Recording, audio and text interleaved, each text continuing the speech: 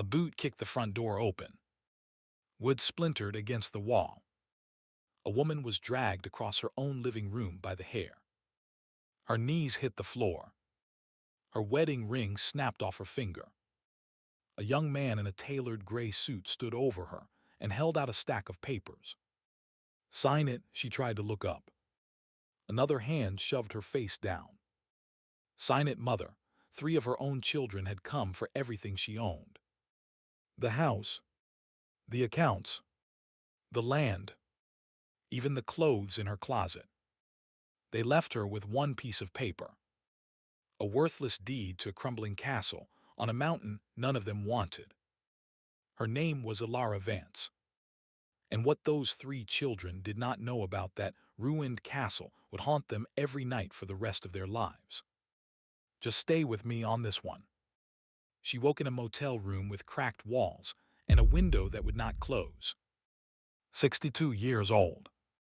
No house. No money. No name on a single account. Adrian had moved fast.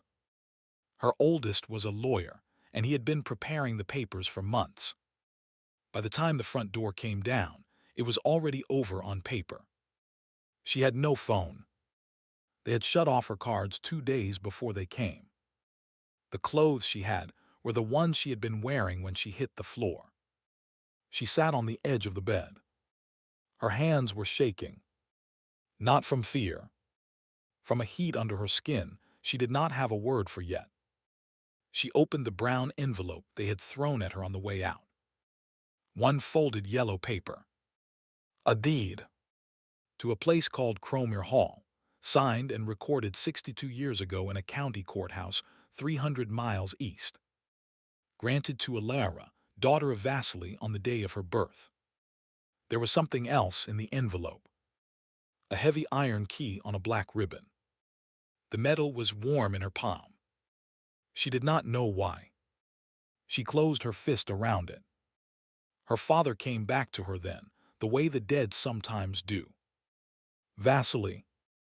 A man too big for the doorways he walked through. A man who went very still when he wanted to be heard. People called him sir without being asked. Even men older than him. He had told her things when she was small. Things she had decided, as she got older, were stories. A castle in the eastern mountains. A bloodline. A pack of brothers waiting in the trees. The kind of nonsense a child believes and an adult forgets, because the world she grew up into did not have room for any of it. Then her father had died when she was 19, and the stories had died with him. She had married a man her father had not approved of. A handsome man. A small man in the way that mattered. Marcus Vance. A man who liked to put his wife in her place and then drink himself proud of it. She had given him 3 children. She had buried him at 50. She had thought after he was gone that her children would be different. They had her in them somewhere. They had her father's blood in them somewhere, even watered down. They would be steady. Loyal. She had been wrong about that. Adrian made partner at 29. Cassandra married a banker who did not look people in the eye. Lucian was the quiet one. And the quiet one had been the worst. The quiet one had drawn up the plan. They had sat her down in her own dining room 6 months ago. 3 of them on one side of the table. Her on the other. They had explained in calm voices that she was getting older. That the house was too much for one person. That her judgment frankly was slipping. That maybe it was time to consider a facility. She had said no. So they had not asked twice. They had simply come for it. Now here's the thing. When they had divided up the spoils, they had laughed at the deed. She had heard them through the kitchen wall the night before they came for her. "What's this old thing?" Cassandra had said. "Some ruin in the eastern mountains," Adrian had said. "Worthless. Roofs caved in. The land was never surveyed right. Let her have it." Why, Lucian had asked. Because it makes us look generous on paper, Adrian had said. She walks out with something. No lawyer can say we left our mother with nothing. And the three of them had laughed. Sitting on the edge of the motel bed, Alara turned the iron key over in her palm. She had nothing left to lose. She walked out of the motel at dawn. She bought a bus ticket east with the last of the cash. A stranger at the station had pressed into her hand the night before, when he had seen her face and not asked any questions. 16 hours on a bus. 2 transfers. Each road narrower than the last. Trees taller. Houses fewer. The driver let her off at the end of the line. A village called Hollowfin. 3 streets. 1 inn. A church older than the country was. She showed the deed to the old man at the inn. He looked at her face a long time before he said anything. Then he said, "You're Vasily's girl." It was not a question. He told her how to walk to the castle. He said she should go before sundown. He did not explain why. He gave her a lantern and a heavy wool coat and would not take any money for either. The path climbed for 3 hours through pine and black stone. She climbed it. She climbed it like a woman who did not have anywhere else to be. The castle came up out of the mist exactly the way her father had said it would, when she was small enough to sit on his knee and believe everything. It was not a ruin. The roof was old, moss thick on the slate dark with rain, but it was not caved in. The walls were black stone. Square towers at each corner. Narrow windows like watching eyes. A heavy oak gate at the front, banded in iron that had not rusted in 200 years. Her children had never come here. None of them had ever even seen it. They had taken Adrian's word that it was worthless. Adrian had taken his information from a 50-year-old surveyor's report and a blurry photograph. The gate had no lock. It had a slot, a keyhole the size of 2 fists pressed together. She lifted the iron key on its black ribbon. The moment the metal came close to the slot, the key warmed against her skin until it almost burned. The gate opened before she touched it. She stepped inside. The courtyard was cold. Stone underfoot. A dry fountain in the middle, carved in the shape of a wolf with its head thrown back. Pine needles scattered across the flagstones. Nothing else moved. The door to the keep was already open. She did not remember walking to it. She only remembered standing in front of it, the lantern shaking in her hand. Inside, the air was warmer than the outside had any right to make it. She walked through a great hall with a long oak table down the middle, set for 12. The plates were dust-covered but unbroken. The chairs were heavy and carved with the same wolf at the back. At the head of the table was a chair larger than the others. A man's chair. Her father's chair. There was a fire laid in the great fireplace. Logs split, kindling under them, ready to be struck. She did not strike it yet. She walked further in. She found a kitchen with copper pots hanging from a beam. A pantry with sealed jars, the wax over them still whole. A larder that smelled of dry herbs and old salt. She found a stair. She climbed. On the second floor, she found a corridor of bedrooms with the doors shut. She did not open them. She kept walking because something in the floor was pulling her forward. At the end of the corridor was a heavy oak door with a bronze plate on it. The plate said one word. Vasily. Her father's name. She put her hand on the door, and the door opened. The room behind it was not what a child remembers. It was what a daughter remembers. A wide stone room with a long window that looked out over the valley. A tall bed. A desk under the window. A chair behind the desk. And on the desk, exactly where her father would have left it, a leather-bound book. She sat down at the desk slowly, the way a woman sits down in a place she had forgotten she belonged to. She opened the book. The first page was in her father's hand. She knew that hand. She had not seen it in 40 years, and she still knew it. For my daughter, Ilara, on the day she comes home.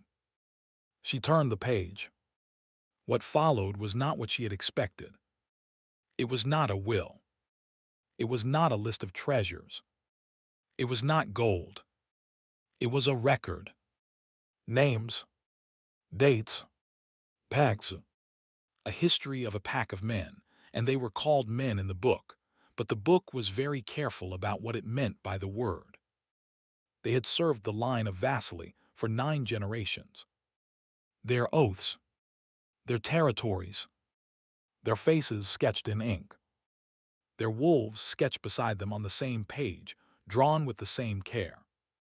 Below each man's name was a phrase, written in a hand that was older than her father's. Sworn to the bloodline, sworn to the daughter, sworn to wake on her word. She read until her eyes blurred. When she closed the book, the iron key on her chest was burning. She walked back down to the great hall. She struck the fire. The kindling caught at the first scrape of flint, the way kindling does not catch when it has been waiting 200 years. The flame jumped. The hall warmed. She found a kettle in the kitchen. Water in a copper jug. She put the kettle on the hook over the fire. She sat down in the smaller chair beside her father's, the one that had been her mother's. The kettle boiled. She poured tea into a cup that had not been used since before she was born, and she held it in both hands, and she let the steam rise into her face. For the first time in a year, she was not afraid. The fire crackled. The hall was warm. The wolf on the back of every chair watched her drink her tea, and she watched them back, and the silence was not empty. The silence was a held breath. She thought sitting there that maybe it was over, that maybe they had taken what they wanted, and they would leave her alone now, and she would live out her life in this old place that she did not understand yet, but that did not seem to mind her being in it. She set the cup down on the long table. She closed her eyes. She let her shoulders drop. The phone in her coat pocket buzzed. She had forgotten she had a phone. She had forgotten she had a coat pocket. Holofen had a single tower at the back of the church, and apparently the tower reached this far up the mountain. She pulled the phone out with hands that were suddenly cold again. 3 missed calls. 1 voicemail. From Adrian. She played it. Her son's voice came through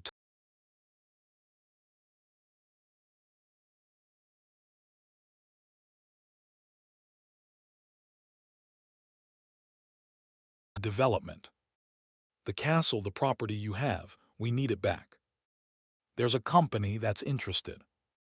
They've made an offer. A serious one. We need you to sign it back to us. Tonight. Lucien is on his way to you. Don't be difficult. The message ended. She sat very still in her mother's chair. She had thought it was over. It was not over. The conflict had changed. Before, they had wanted a house.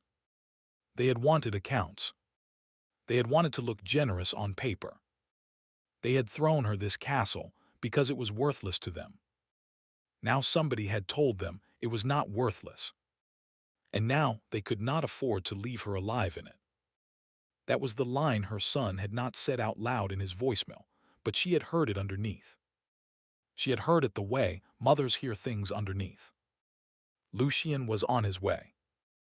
Lucien, the quiet one, the one who drew up the plans, was on his way to a remote castle on a mountain where his mother was alone. He was not coming to ask her to sign. He was coming to make sure she signed, and then to make sure she could not unsign. She set the phone down on the table. She stood up. The wolves on the backs of the chairs watched her stand. She walked back up the stairs to her father's room. She took the leather-bound book in both hands. She turned to the last page that had writing on it. Her father's last entry was dated 3 days before he died. If you are reading this, daughter, then you have come home, and you have come home alone, and you have come home because there is no one left who has not betrayed you. Do not cry. I left you a ruin on purpose, so that men with small minds would dismiss it. I left you a key on purpose, so that you would know it when you saw it. I left you a pack on purpose, so that when you stood in this room and read this page, you would not be alone. Speak the word at the end of this book, and they will come to you. You are my daughter. You are not theirs to take. Make sure they remember which house you came out of. She turned the last page. There was one word on it, a word in a language she had never read in her life, and which, when she saw it, she knew the way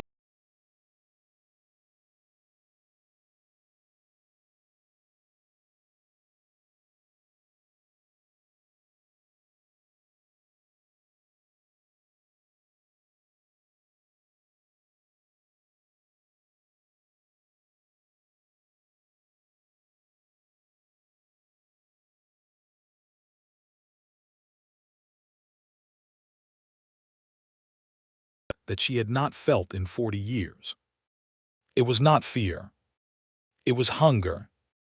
If you're still with me, hit that subscribe button right now, because what happens in this old castle in the next 20 minutes is the part of this story that her 3 children will spend the rest of their lives trying not to think about. She walked back down to the great hall. She did not strike the fire again. The fire was already going. She set the leather book on the long table, open to the last page. The wind picked up outside.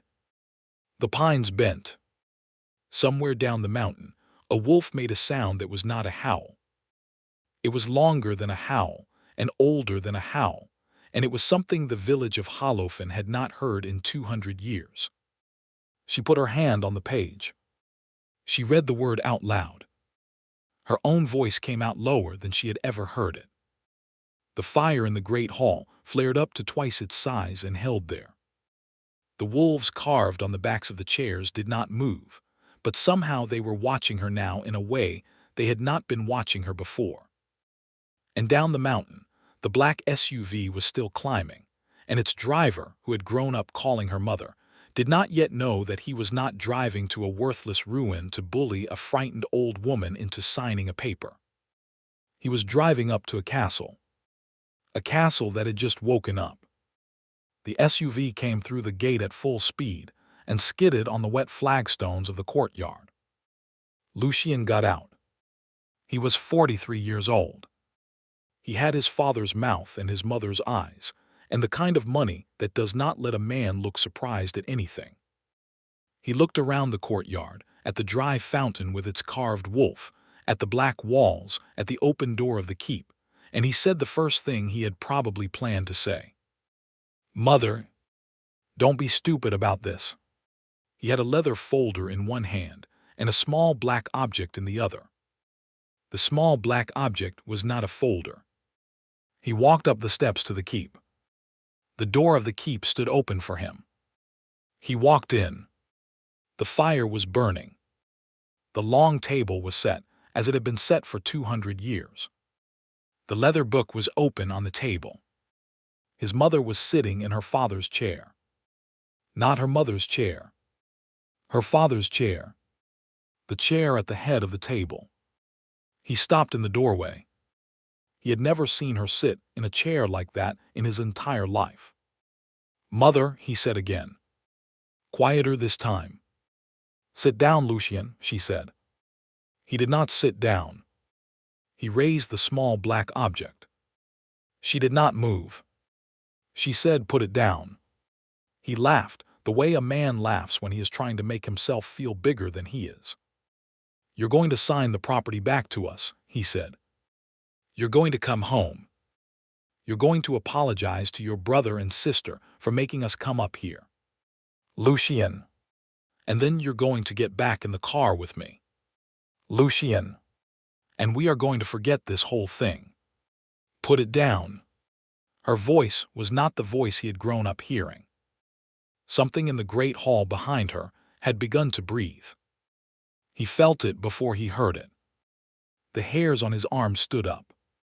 The fire flared sideways for a second, against the wind that was coming in from the open door, and the shadows on the wall behind his mother grew longer than they had any right to be. 3 shapes stepped out of the shadow behind her chair. They had not been there a moment before. They were there now. They were the size of large men, and they were not men. Lucien Vance had spent his entire life being the smartest person in any room he walked into.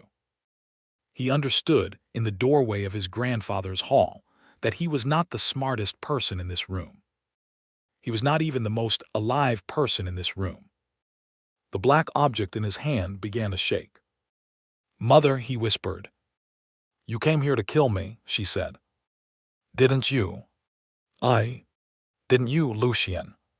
He did not answer. She stood up from her father's chair. When she stood up, the 3 shapes behind her stood with her, and the fire in the hearth bent toward her, and the wolves carved into the chairs along the table. She did not turn to look at them, but he did. The wolves carved into the chairs were looking at him now. All of them. Every one. "Drop it," she said. He dropped it.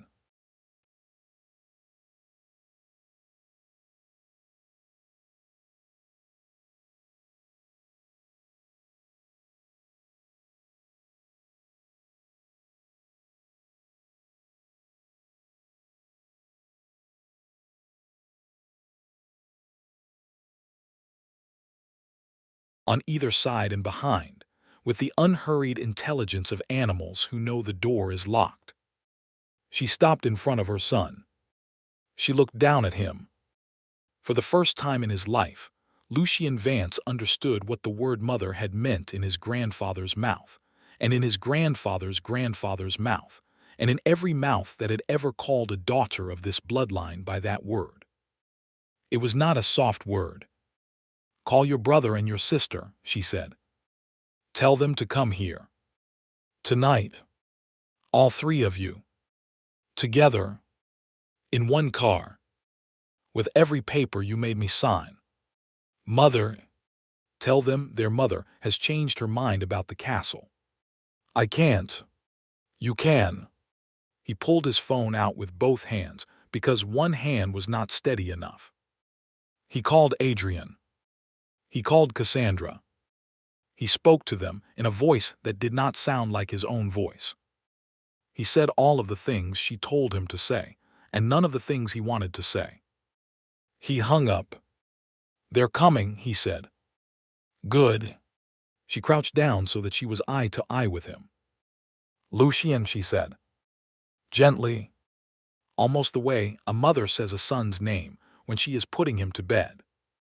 "Do you remember when you were 6? And you were afraid of the dark? And I would sit at the foot of your bed until you fell asleep." He made a small sound. "You are not afraid of the right things, Lucien." She stood up. "Get up. Sit at the table. Wait for your brother and your sister." He got up. He sat at the table. He waited. Adrian came up the mountain 3 hours later in a rented car with Cassandra in the passenger seat. They did not speak the whole drive. Cassandra had been crying and had stopped. Adrian had been making phone calls, and the phone calls had not gone the way he wanted them to go. The lawyers he reached did not pick up on the second ring the way they used to. The bank called him instead of the other way around, and a voice he did not recognize informed him, very politely, that certain accounts had been frozen pending review of certain documents. The certain documents were the ones he had made his mother sign. By the time he came through the gate at Cromer Hall, he had begun to understand something he had spent his whole life refusing to understand. His mother had a name in places he had never bothered to look. He parked beside Lucien's SUV. He and Cassandra walked into the keep. Their mother was sitting at the head of the long table. Lucien was sitting halfway down. The fire was high. The hall was warm. The wolves carved into the chairs watched the 2 of them walk in, and Cassandra, who had always been the one to laugh at her grandfather's old wood furniture, did not laugh at the wolves now. Their mother did not stand. "Sit," she said. They sat. She slid a stack of papers across the table. "You will sign these," she said. Adrian, who had drawn up the original papers, looked at them. He recognized them. They were the same papers he had made her sign. Reversed. Every line. Every transfer. Every account. The house. The land. Everything they had taken from her, returning to her by their own signatures. He opened his mouth to argue. He looked at his mother's eyes, and he closed it. He signed. Cassandra signed. Lucian signed. Their mother gathered the papers and set them aside. Then she said something none of them had expected her to say. "You will leave this place. You will not come back. You will not contact me. You will live because I am letting you live. Your father's blood is in you. I will not spill it. But every day for the rest of your life, you will know what you almost took, and you will know what you walked away from, and you will know that the only reason you walked away at all is that I decided you should." She looked at each of them in turn. "Do you understand me?" They said yes. All three of them. Quietly. "Get up. Get in your cars. Go down the mountain. Don't stop in the village. Don't look back." They got up. They went. Adrian drove down the mountain with Cassandra beside him, and Lucian followed in the SUV, and not one of them looked at the rearview mirror, because every one of them was afraid of what they might see watching them go. Alara stood at the window of her father's tower and watched the headlights disappear into the trees. Behind her, the three shapes had become three men in the long hour between midnight and dawn. Tall men, old enough to have known her father, young enough to still be standing. They stood at a respectful distance from her, the way men stand around the daughter of a man they had loved. The oldest of them spoke. "Lady Alara." She turned from the window. "Yes. Your father said you would come." "Did he?" "He said it would be late. He said you would come bruised. He said we should not crowd you." She almost smiled. He was right about all of it. The oldest man bowed his head just slightly. "We were sworn to your bloodline. We are sworn to you now. The valley is yours. The pack is yours. The hall is yours. You do not have to do anything tonight. You are home." She did not answer for a long moment. She walked to the great hearth. She put another log on the fire. She watched the flame catch. Outside, somewhere on the mountain, she heard a long, low sound that was not quite a howl, the same sound the village of Holofen had heard for the first time in 200 years a few hours before. There were others answering it now. Many others. Up and down the valley. The pack was awake. She thought about her father. About the chair he had sat in, that she had sat in tonight. About the stories he had told her when she was small, that she had let herself forget when the world told her there was no room for them. There had been room for them all along. There had always been room for them. She had simply walked too far away from the door. She walked back to the head of the long table. She sat down in her father's chair. Properly this time. She put her hand flat on the wood. The hall sighed around her. In the cold weeks that followed, the world below the mountain learned a few new things. Adrian's firm asked him to take a long, unpaid leave. The leave became permanent. Cassandra's husband, the banker who did not look people in the eye, found that his bank no longer wanted to look at him either. Lucian, the quiet one, became quieter still. He moved to a small apartment in a city where nobody had heard the family name. He kept the lights on at night. He did not sleep well.